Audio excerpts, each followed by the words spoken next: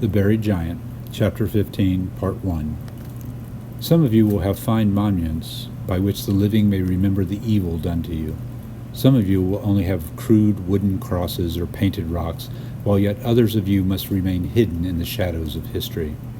You are, in any case, part of an ancient procession, and so it is always possible the giant's cairn was erected to mark the site of some such tragedy long ago, when young innocents were slaughtered in war. This aside, it is not easy to think of reasons for its standing.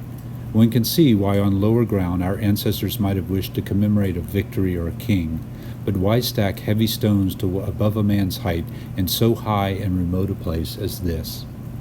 It was a question, I'm sure, equally to baffle. Axel, as he came wearily up the mountain slope, when the young girl had first mentioned the giant's cairn, he had pictured something atop a large mound. Yet this cairn had simply appeared before them on the incline, no feature around it to explain its presence. The goat, nonetheless, seemed immediately to sense its significance, struggling frantically as soon as the cairn had become visible as a dark finger against the sky. It knows its fate, Sir Gawain had remarked, guiding his horse up with Beatrice in the saddle. But now the goat had forgotten its earlier dread and was chewing the mountain grass contentedly. Can it be Kerrig's mist works its mischief on goats and men alike? It was Beatrice who asked this, and she held with both hands the animal's rope. Axel had for a moment relinquished the creature while he hammered into the ground with a stone the wooden stake around which the rope had been wound. Who knows, Princess, but if God cares at all for goats, he'll bring the she-dragon here before long, and it'll be a lonely wait for this poor creature.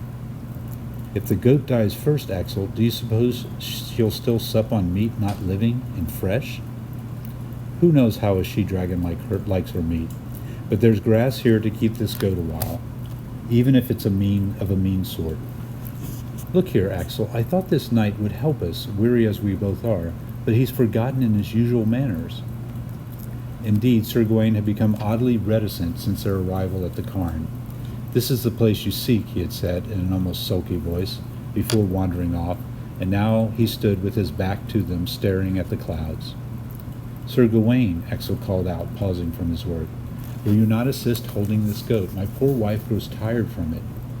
The old knight did not react, and Axel, assuming he had not heard, was about to repeat his request, when Gawain turned suddenly, and with such a look of solemnity they both stared at him.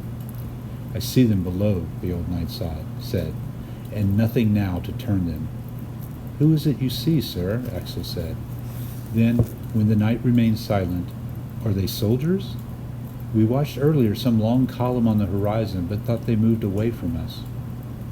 I speak of your recent companions, sir, the same with whom you traveled yesterday when we met.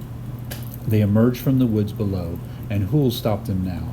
For a moment I raised a hope. I merely looked on two black widows strayed from that infernal procession. But it was that cloudy sky playing its tricks, and it's them, no mistake. So Master Wystan escaped the monastery after all, Axel said. That he did, sir, and now he comes, and on his rope not a goat, but the Saxon boy to guide him. At last Sir Gawain seemed to notice Beatrice struggling with the animal, and came hurriedly from the cliff edge to seize the rope. But Beatrice did not let go, and for a moment it was as if she and the knight were tussling for control of the goat. In time they stood steadily, both holding the rope, the old knight a step or two in front of Beatrice. And have our friends in turn seen us here, Sir Gawain? Axel asked, returning to his task. I'll wager that warrior has keen eyes and sees us even now against the sky, figures in a tug contest, the goat our opponent. He laughed to himself, but a melancholy lingered in his voice. Yes, he said finally, I fancy he sees us well enough. Then he joins forces with us, Beatrice said, to bring down the she-dragon. Sir Gawain looked from one to the other of them uneasily. Then he said, Master Axel, do you still persist in believing it? Believing what, Sir Gawain? That we gather here in this forsaken spot as comrades? Make your meaning clear, Sir Knight. Gawain led the goat to where Axel was kneeling, oblivious of Beatrice following behind, still clutching her end of the rope. Master Axel, didn't our ways part years ago? Mine remained with Arthur, while yours... He seemed now to become aware of Beatrice behind him and turned and bowed politely. "Dear lady, I beg you, let go of this rope and rest. I'll not let the animal escape. Sit down beside the cairn there. It will shelter at least some part of you from this wind." "Thank you, Sir Gawain," Beatrice said. "Then I'll trust you with this creature, and it's a precious one to us." She began to make her way towards the cairn, and something about the way she did so, her shoulders hunched against the wind, caused a fragment of recollection to stir on the edges of Axel's mind. The emotion it provoked, even before he could hold it down, surprised and shocked him, for mingled with the overwhelming desire to go to her now and shelter her were distinct shadows of anger and bitterness. She had talked of a long night spent alone, tormented by his absence, but could it be that he too had known such a night, or even several of similar anguish? Then, as Beatrice stopped before the cairn and bowed her head to the stones as if in apology, he felt both memory and anger growing firmer, and a fear made him turn away from her. Only then did he notice Sir Gawain, also gazing at Beatrice, a look of tenderness in his eyes, seemingly lost in his thoughts. But the knight soon collected himself, and coming closer to Axel, leant right down as though to remove any small chance of Beatrice overhearing. "Who's to say your path wasn't the more godly?" he said. "To leave behind all the great talk of war and peace, leave behind that fine law to bring men closer, to leave behind Arthur once and for all, and devote yourself to—" He glanced over again at Beatrice, who had remained on her feet, her forehead almost touching the piled stones in her effort to escape the wind.